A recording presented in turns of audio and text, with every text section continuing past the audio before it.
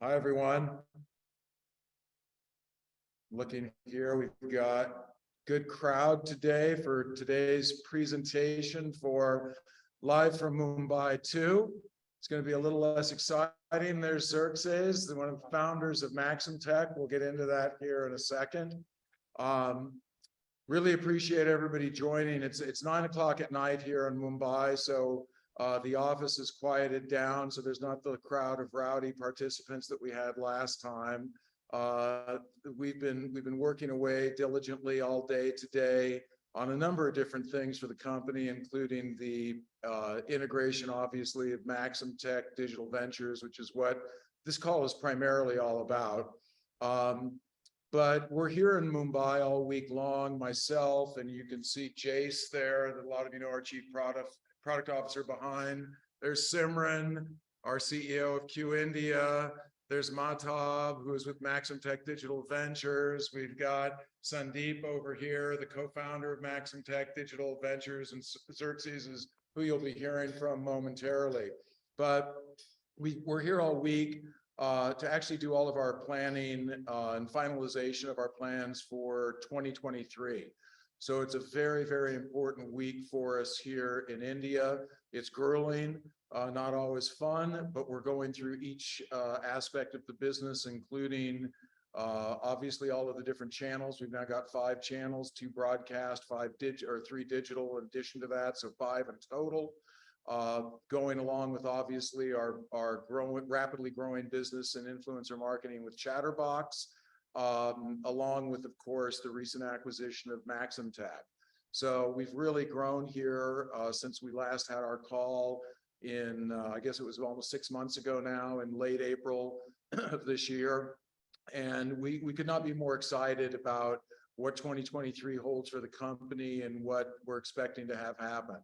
So without further ado, I'm going to jump into the presentation for today, and we'll open it up for questions via the chat afterwards when we're all done, and probably have this thing last about 45 minutes to respect everybody's valuable time. So with all of that stated up front, let me share my screen and go here. Let's see, any luck? Jace, I may need your technical help here. I got you. Oh, there we go. Okay, there we go. Sorry, that's one of the reasons we have Jace here, among others. And Jace, can I make this larger on my screen? All you're gonna do is the play button. Boom. All right, there we go. Okay, much better. So again, thanks again, everyone. Super excited for what we're going to present to you guys today, and I think you'll be equally thrilled for what we've got in the future with Maxamtech when you see all of this. This whole recording will be, or this whole presentation will be recorded. So you'll be able to go onto our website and see this in the future. And of course, here's the standard disclaimer that you're all familiar with. So I wanted to start out with what we presented last time we were here 6 months ago, which, as many of you may recall, was based on a Walt Disney conceptual drawing that he did in 1956 of what Walt Disney Corporation was going to be going forward. In the center of their universe was the studio content, the film studio, and what they were doing there. As many of you know, the center of our universe are the digital content creators and all of the people that are doing the things that we see on YouTube and Instagram and the Indian versions of TikTok, etc. The remarkable thing, I think, for me about this sort of chart, if you will, of where we're headed as a company is that pretty much everything on here is happening. When we were here 6 months ago, it was really most of what was at the top of this, the channels business, both streaming and digital, the OTT and streaming work that we were doing, the influencer marketing business with Chatterbox, the shows and programming that we were beginning to create with originals through Q Studios here, etc. That was all in motion, that was all happening, and we were talking about what the future was going to hold. If we go a little further here, with any luck,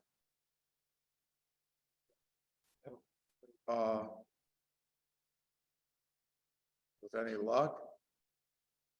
We go a little further here. There we go. Sorry, everyone.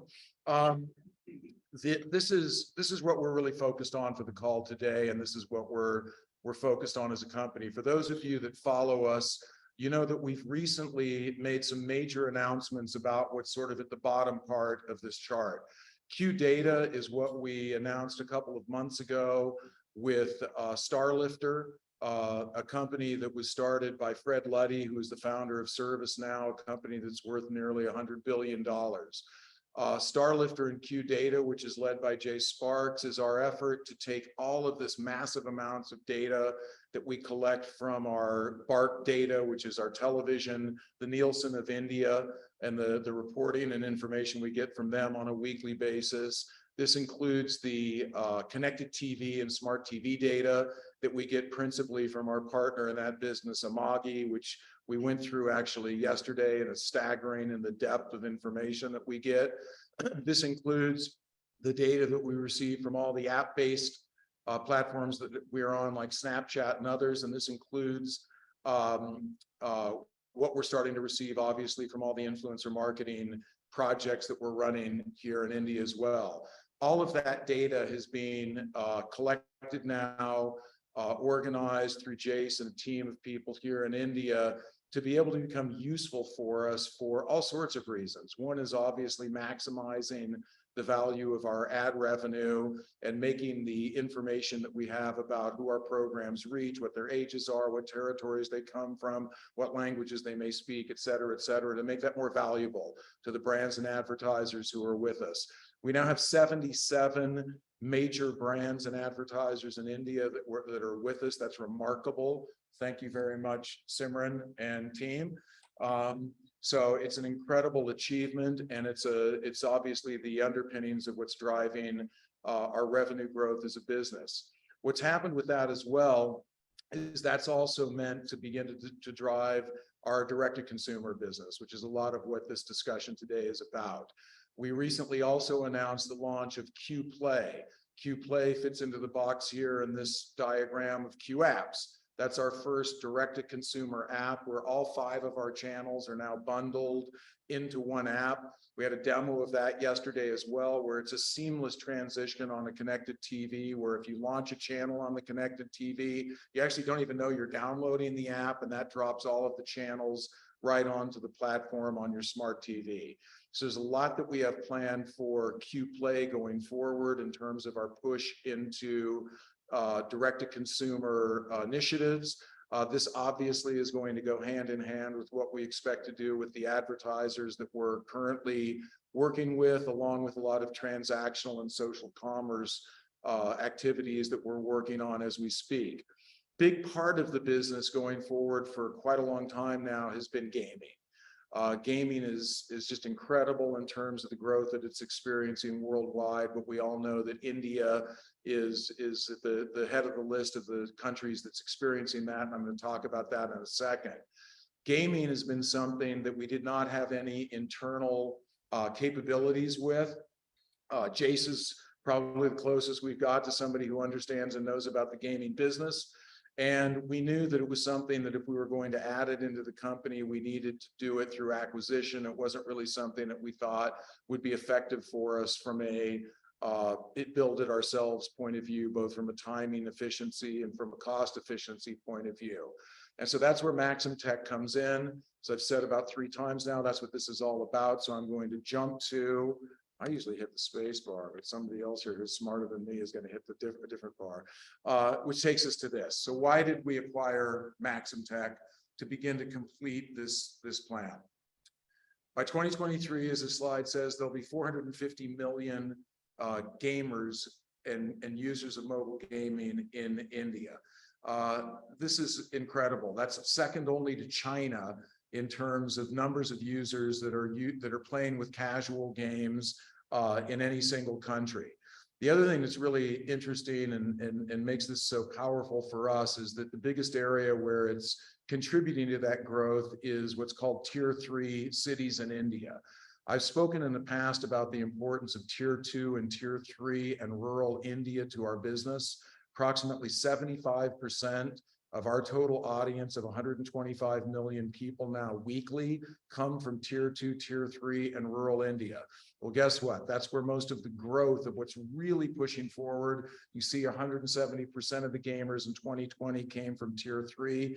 This is why we're so excited about the connection between the audience that we reach on a weekly basis through our QYOU content offerings and the work that Maxamtech is tiered up to do in conjunction with us now that we're all part of the same team. The other thing about India is that casual gaming is exploding. 94% of the casual gamers were mobile gamers. Why is that? It's because everybody in India now is getting a smartphone. And what are they doing with those smartphones? They're gaming. And so we know that this is a huge growth area for us, and that's why we're so pumped about what the opportunity is here going forward. The other thing that is super important is what I said, it was we had 77 advertisers, is our ability to already connect with advertisers who want to reach these gamers. The monetization that's happening around gaming in India is exploding in terms of its growth, and we are uniquely positioned because of our collective audience to be able to take advantage of that, including having the relationships today with the agencies, with the brands directly, et cetera. There's also an area that's called play to earn, which is where people are starting to actually earn, in some cases, real money, in other cases, tokens, in some cases, coupons, but actually get rewarded for the gaming that they're doing on these platforms. This is an area that I've spoken about in the past, that Jace is passionate about, that we've been looking at getting into increasingly going forward into 2023. And again, Maxamtech is a company that's already doing this, that's already engaged in this, and doing it at scale for major partners, which Xerxes will talk about in a second. The other thing is that the Indian population is really attracted to India first games. So we're not taking a game developer from another territory like North America and trying to get them to understand the casual gaming opportunity here in India. This is a company that's here in India right now and understands that audience. So how big is that going to be? Just the casual gaming market in terms of advertising is going to grow is projected to grow to 5 billion by 2025. And we're going to go after the biggest amount of share of that we can possibly get. What's driving that is the fact that the internet, the infrastructure of both mobile and the internet, particularly again in these rural and tier 2 and tier 3 markets, is exploding. There's a lot that's happening as well with vernacular language content, which Maxamtech is already involved with, which Xerxes again will explain. And as most of you know, we've recently launched our first vernacular channel, which is QYOU Marathi. The other thing that's happened is the cost of mobile content data is dropping precipitously, driven by Jio and the penetration that they've had in the India market. And so is what's happening in these rural and other areas is their ability to have discretionary spending income combined with the connectivity and the mobile infrastructure that's growing around smartphones. It's the perfect storm in terms of creating an opportunity for us in this business. So we're looking at what we, have called for a while now, our loudspeaker and our ability to reach this audience. And we see Maxamtech being a perfect partner in terms of the work that they've done to date to do this. So with that, I'm going to turn it over to my new wonderful partner, Xerxes, and he'll tell you more about Maxamtech Digital Ventures and what they've done to date and what we're expecting to do in the future. Hi guys. Take it away, Hi Xerxes. guys. Thank you very much for being here. And it's great to present myself to you guys. Just a bit that I'll start with what we guys were doing and what we want to do in the next coming few years. So what we are actually have been doing from 2017, 2018 onwards is purely focusing on businesses which have large user bases to monetize them and monetize their user base by providing our gaming content and gaming channels so that these users are engaged and retained by our business partners. So over the past few years, we have been operating with partners such as Sony, Vodafone Idea, and we've done work for Ooredoo, Glance, SpiceJet, as you see there. And we have access to over about 300 million users. We have recorded about over 1 million gameplays and about 20 billion minutes of gameplays, which we have already have. He said 1 million, he meant 1 billion. Yeah, 1 billion, sorry, 1 billion gameplays, 20 billion minutes. And that is the history of our experience of, providing services to businesses, which we have been doing for the last few years. So what is our services and businesses that we have been providing? So we are providing with our platform, which we call it as a Games 360 platform, which is a multi-gaming social platform, where we provide our services which are everything about gaming all into one combined platform. That's why we call it 360 gaming platform.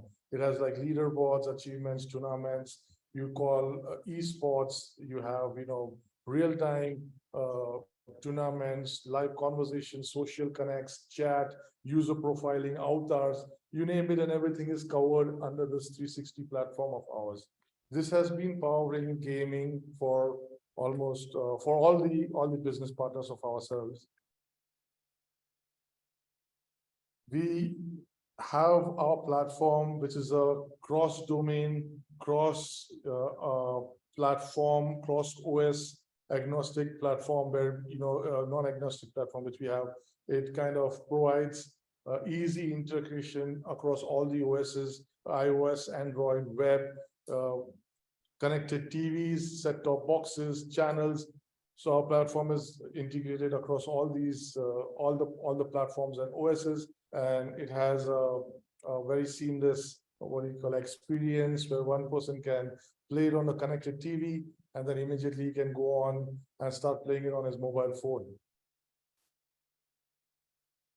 Our platform architecture also is designed with all the components put into place, where going down the future, we would like e-commerce, digital wallets section, which is put into place over here for users to do transactions with gaming and social gaming together.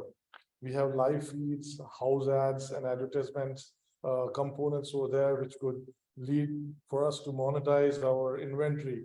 We have real-time analytics, events, leaderboards, and live games.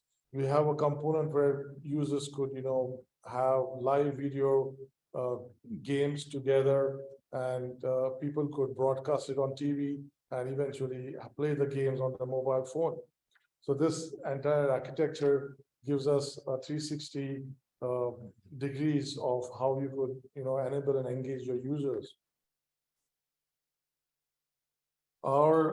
As you see that, Indian market is changing, and there's a lot of, vernacular gaming. So here are some slides where shows you, different ways of how we can adapt to various different UIs of our gaming platform, and how we support customized vernacular gaming, which we have been doing. In the slide, in the image 2, you can see that, we are doing Hindi and Marathi. We have also done Telugu games, and we have done Tamil games, Malayalam games. So this has, given us an experience of how users behave with, localized content. We have customized options to customize the games. We have also experience in transaction-based gaming, where we have done a game for Oredu, which has got over 100 million downloads.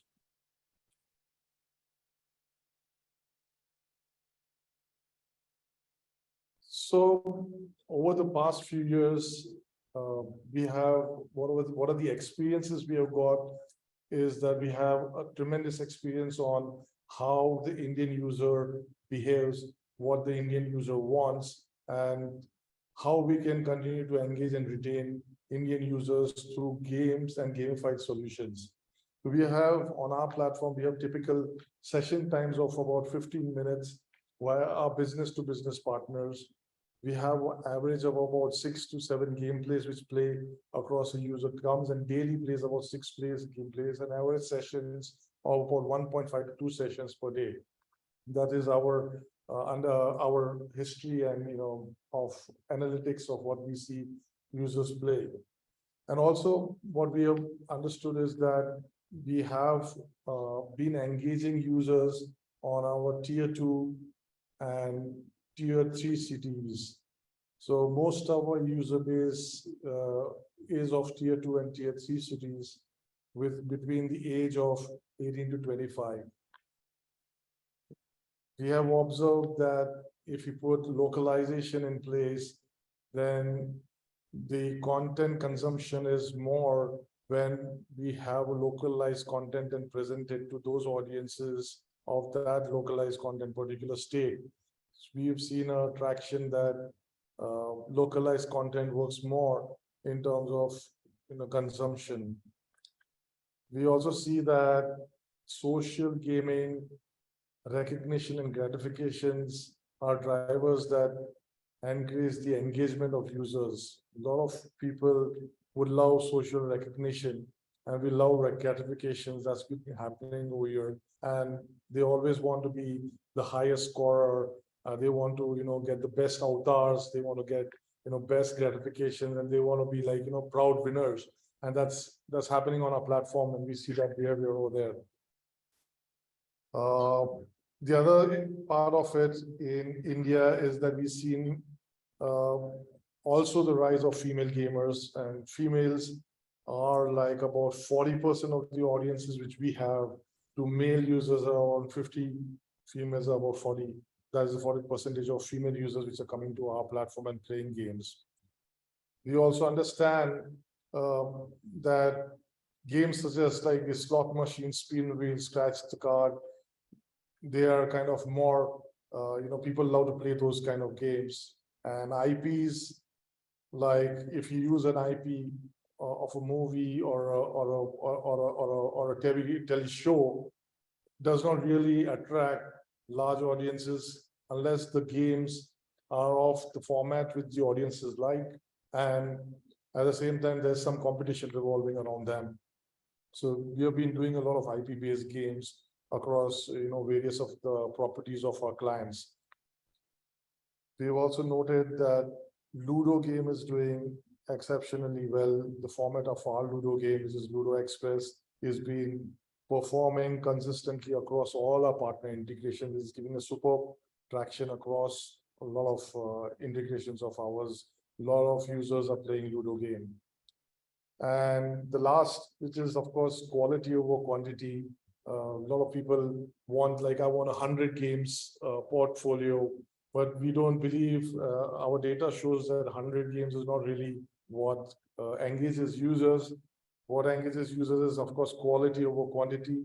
So even 5 to 10, 15 multiplayer games, which are there with deep engaging content, people really love that and play those multiplayer games instead of having a choice of about 100 games.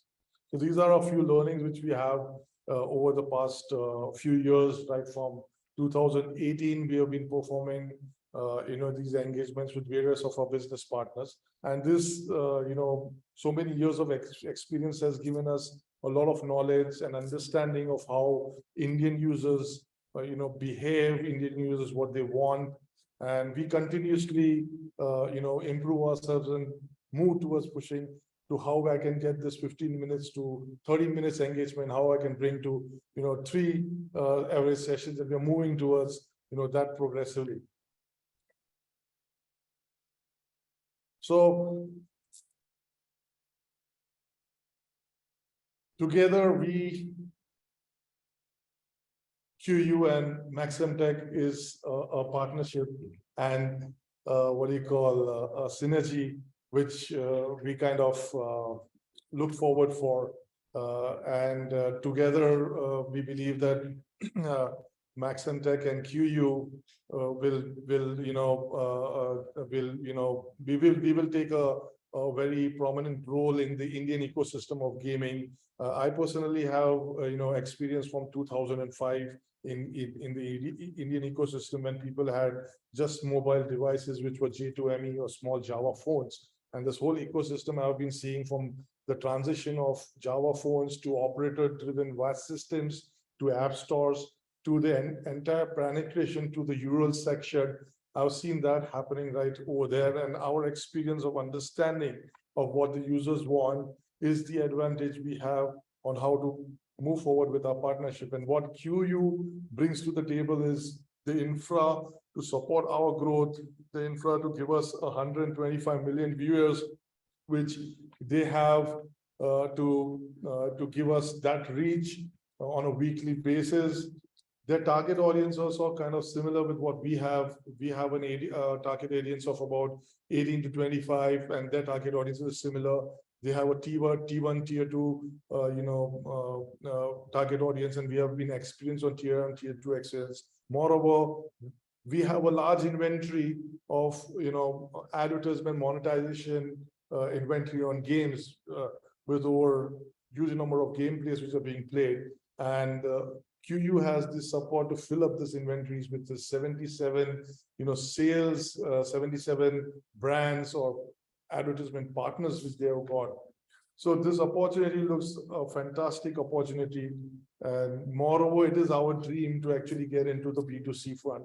So we always wanted to get into the B2C front, have our own product out, and QYOU has actually fulfilled our vision and dream to, give us the opportunity to take it next to the next, stage of, capturing and getting our space into the Indian ecosystem. Awesome. Thank you, Xerxes. We're a couple things I just want to add to that. A lot of people ask about the transaction. We're not giving the details of the transaction publicly. What I will say is that Xerxes and Sandeep and Mahtab have been, since we started talking a year ago or over a year ago now, their dream has been the B2C dream or the direct-to-consumer dream. And so we structured the transaction in a way where they're highly incentivized to make that dream come true for both themselves and for the combined businesses.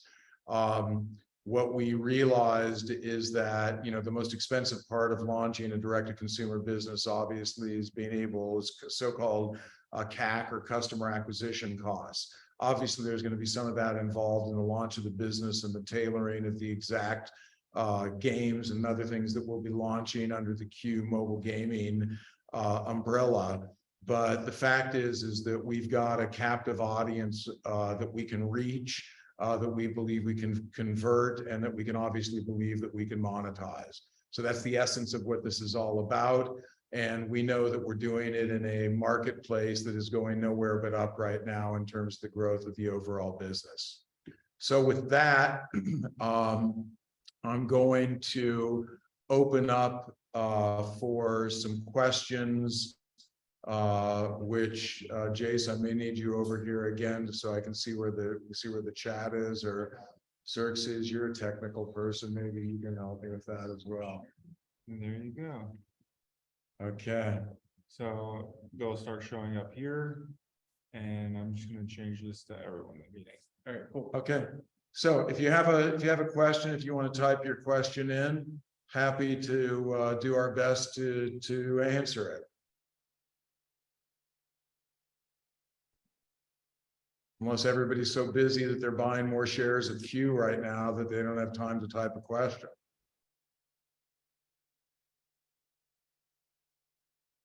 Say, looking here, I'm not seeing anything yet, Jace. Time message. Here. Question is the deal structured where we're diluting shareholder value further? No. This deal is a cash deal, and this again is being structured in a way where all of the capital that's being invested at the outset is being put back into the business. So Xerxes, Mahtab is his wife, by the way. So Xerxes and his wife Mahtab and Sandeep, who have started this business and put blood, sweat, and tears into it for 5 years now. Yeah, 5 years. Are willing to take the risk with us. They're willing to go for the ride and to say, let's make this happen together. And if we succeed in the way that we hope that we can, this will be extremely valuable to all participants including Q shareholders. Yes, but that's which one. Okay, great. Maxamtech will be included in Q revenue after we close the transaction. Our goal is to close it here in the quarter that we're currently in, so it would be minimal impact in Q4 and begin to really pick up in Q1 of 2023. Vladimir on Discord has some questions. Jace, maybe you can see those. With all these acquisitions and moving pieces, is the end goal of what you want Q to be changed? No, actually, it hasn't changed at all. In fact, it's just continuing to be enhanced. The goal of Q is to be a brand that's synonymous with what's the best of what's happening in the world of social content, social engagement, social interaction, and digital content. Gaming is a huge part of that. As most of you are aware, we run an influencer marketing business here with Chatterbox, and part and parcel of that business as well is using these influencers to interact and engage with people to get them interested in brands and ultimately in social commerce and direct purchase of things. We think gamification and gamified interactivity around that is critically important. So we actually look at what we're doing with the acquisition of Maxamtech to be super additive to everything else that we've already started and where we've really wanted to go in terms of all of the interactive and gamified initiatives. What I'll say as well is that we're not announcing everything that we plan on doing on this phone call with Maxamtech. I mean, we've just obviously started. One of the reasons we're here beyond 2023 planning is sitting with Maxamtech and the team and sorting out what we're going to do to move things forward in 2023, but there's a lot that we have planned for the future. Some of it will roll out in the latter part of 2023, other parts of it in 2024 and beyond. So this is the beginning of something that we think will be extremely big for the business.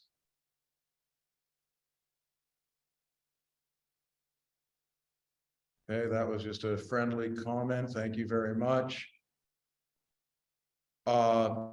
Yeah, the distribution model with partners of the legacy business. Yeah, Xerxes, why don't you take that and just talk about, as much as you can share about how your typical business relationship works with a partner. Yeah, we've been running, so our main thing was to monetize and get the businesses, the large businesses with large user bases to monetize and engage their users with our games and gamification. This is our platform, Games 360 platform, and then we have been doing with various of our clients, and we had our aspirations to go into the directly to D2C space, which QYOU and us partners right now to go forward with. We have very typical now. We are kind of conservative on now which partnerships to choose. And going forward, we would just like to select a few very decent amount of small partners, which we can do a B2B kind of an engagement. But we are fully on with QYOU coming into the picture. It is that it is as equivalent as any other partnership which we are having, but this time it is going to be our brand out into the market.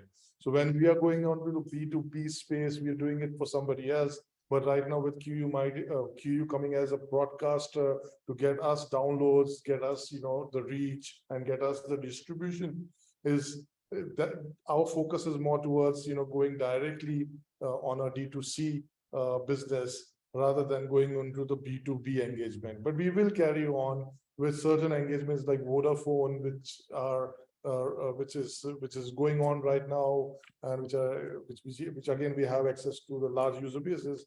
But going forward, we are going to be very, very, very selective, probably, and more work towards going towards our B2C brand with QYOU Media. I think part of the question too is what the revenue model is in those engagements. Not, you So- don't have to give the precise percentages, but how that works. Yeah, so we typically used to work on retainer and a person certain component of rev share, or if the model was very dynamic in nature, and it depends upon the marketing activities our partner does, or what are the amount of users they bring onto the table, and how much we are able to monetize that. Based on that, our partnership used to be structured around. Some used to give us retainer, some you would go into a revenue share of a certain percentage of revenue. And yeah, so we could percentage of revenue goes up based on the marketing efforts they give. Okay, I'm gonna look for more questions.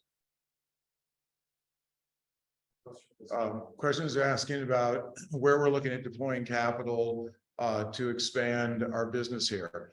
Well, I mean, that's really one of the main areas is obviously with the 4 new channels that we've launched in 2022 and with the new initiative like the Maxamtech initiative. To be clear, both the operating business units and the influencer marketing business, both in the US and Chatterbox here in India, are both cash flow positive business units at this point and have been for several quarters now. The planning that we're doing in 2023, or for 2023 rather, that we've been locked away in a room for the last 2 days, is moving up what was originally our plan to be cash flow positive with what we call the channels group. The channels group would be the business that's operating everything here in terms of not only the Maxamtech operation, but also all of the 5 channels that we're running. Originally, we were planning on getting to cash flow break even in Q3 of 2023. We're actually moving that up to Q2 of 2023. We're working on the numbers right now to be able to do that and making the hard decisions that have to be made in a market like the one we're currently in to use the cash in a way that can still, get us to a point where the company is completely self-sustaining from an operating point of view in just a couple of quarters. Next. The question is whether we're looking at additional games or VOD or additional channels. It's kind of the same as what I just said a second ago. We're evaluating all of that. I originally was expecting to launch a couple of more channels between now and the end of the year. Probably isn't going to happen now because we're going to get a bit more conservative about that in terms of the number of new products that we're going to put in the market, shifting our focus a little bit in terms of maximizing the revenue on the products that we currently have in market. We had a long meeting this afternoon about increasing basically ARPU, average revenue per user, and saying, okay, we've got this many people that are engaged on each of these channels. How do we drive X number of more rupees out of each one of those on a daily, weekly, and annual basis in order to maximize what we're doing currently? So a lot of what we're going to be working on over the next 6 months is the optimization of what we've already put in place on the channel side. And of course, we're going to put some capital into not just the acquisition, but the rollout of what we're doing with Maxamtech. But I think we're going to do it in a very smart and efficient way.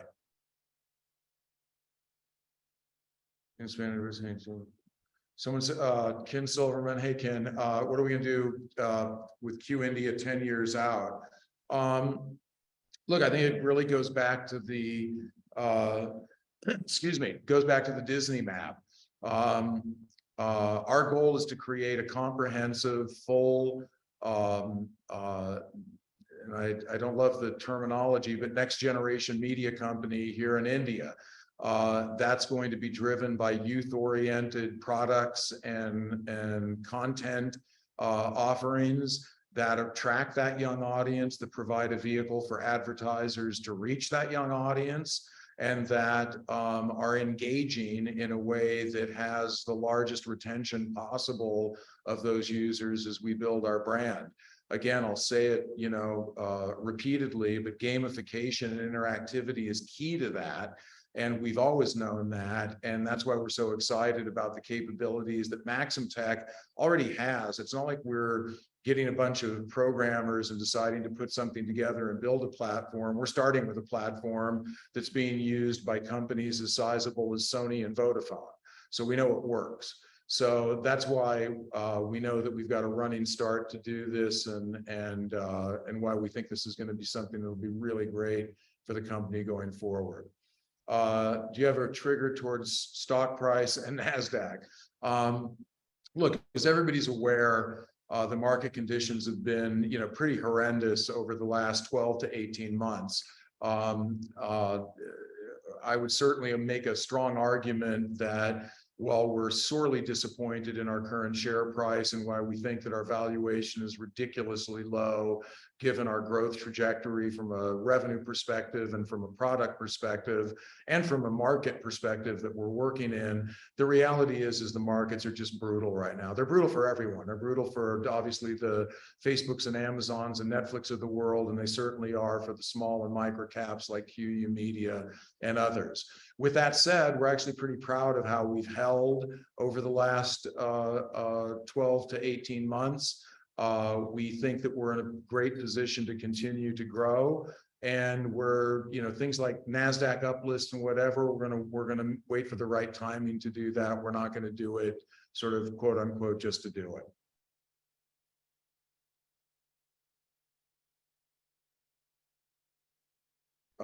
Can we know when is ER? Anybody got a guess on what ER? If that's revenue, ER, not sure. Effective rate is what ER here in India stands for effective rate, which is how much you're selling ads for, but I don't think that's what the question is. So I'll skip that for a moment. Plans to list on an Indian stock exchange. We've certainly discussed that. We don't have any current plans to do that, but that's something that's on the list, and we'll evaluate that the same way we've evaluated NASDAQ, and hopefully, be smart about the timing of when we choose to make a move like that, if and when we do that. Don't have any real numbers yet on the QPlay app download, and yes, your assumption's correct that Maxamtech's capability will be added to that. Most of you are aware probably that we just launched only less than a month ago now, roughly almost exactly a month ago, QGameX. So that's still rolling out onto a lot of the connected TV platforms. I expect we'll have more information on numbers and downloads and other things as we enter, maybe by the end of the year, certainly as we enter Q1 of 2023. Another question about the India exchange. How are we marketing ourselves? Well, look, I think, one of our biggest beliefs has been that we have what we call our virtuous circle, where all the content that we publish on our channels comes from influencers and digital content creators. And the first things they do when their show is showing up on Q India or QGameX or whatever it may be is tell their social following and their community of people that pay attention to them on their Instagram or Twitter or whatever it might be, come watch my show on QGameX or Q India or Q Marathi or whatever it may be on. That's what we call the virtuous cycle of marketing. So we lean on that heavily. We try to be very efficient with our marketing, and I think we've done that to date. We've had great success with our relationship with Times of India to date as well, and through brand capital and leveraging that relationship to be able to get the word out. And we are working hard at picking up our social activity on things like Instagram and the various versions of social platforms here in India. It's 9:42. I'll give us 3 more minutes here for the people that are still with us. How many employees QYOU now has over all the business units? We're actually now up to close to 150 people here in India, with the addition of roughly the 20 people that work at Maxamtech. That's the full Chatterbox staff, which I think yesterday we figured out was there's 70 people at Chatterbox, 75 here, Simran, roughly? 75, so it's 145, 20, so it's 165 people here in India currently. And we have about 25 people now in the influencer marketing unit in the US. So combined, that'd be 190. Fortunately, and bless my Indian friends, employment here is cheaper than it is in the United States. So don't get too scared. What are the main things you guys are focusing on to attract more financial institutions to invest? Well, earnings report is what ER equals. That'll be at the end of November, will be our next report on our Q3 results. Attract more financial institutions, I've spoken about this in the past. We've considered doing a consolidation of our stock. We were considering doing it in conjunction with a NASDAQ uplist, which we obviously have not pulled the trigger on to date for the reasons I just mentioned. We've considered doing it just on a standalone basis. And we've made an analysis of all the companies that have done consolidations over the last 12 to 18 months, and the results have not been very good. So part of that is needed really to be able to get more financial institutions that have minimum dollar share prices to participate. It's something we're keenly aware of. We're working on it, but again, we're sensitive to what has been a continued extremely challenging public market to operate in, which I'm sure everybody in this call is very familiar with. Someone congratulating us here. Thank you very much. Appreciate that.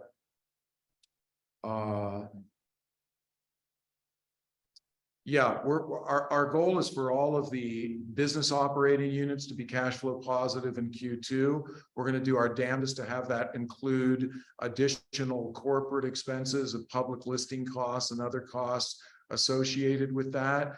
That's what the goal is right now, and we're working on all those budgets in real time as we speak. As I mentioned, that's one of the main reasons I'm here in India all week with our CFO, Kevin Williams, with Jace, our Chief Product Officer, with the team from Maxamtech, and obviously with our full India team. Tomorrow, we spend all afternoon with Chatterbox on planning. So that's what we're here for. And when I get onto an airplane early Saturday morning, I expect to have a much clearer view of how we're going to achieve that goal by the end of Q2 2023. So with that, I'm going to close off the meeting. Want to say thank you to Xerxes, Sandeep, and congratulations. And Mahtab, Simran, thank you for all your hard efforts. Jace, thank you. We're in the conference room at the QYOU India Mumbai office, by the way. And we really appreciate all of you guys for not only supporting the QYOU, but also for joining these calls and listening in on our progress and being supportive of everything we're doing. We don't take it for granted, and we'll do everything we possibly can on our side to honor that by continuing to grow the business and making us all some money in the process. So thank you very much. Thank you, And guys. goodbye from India. Bye. Okay, bye everyone.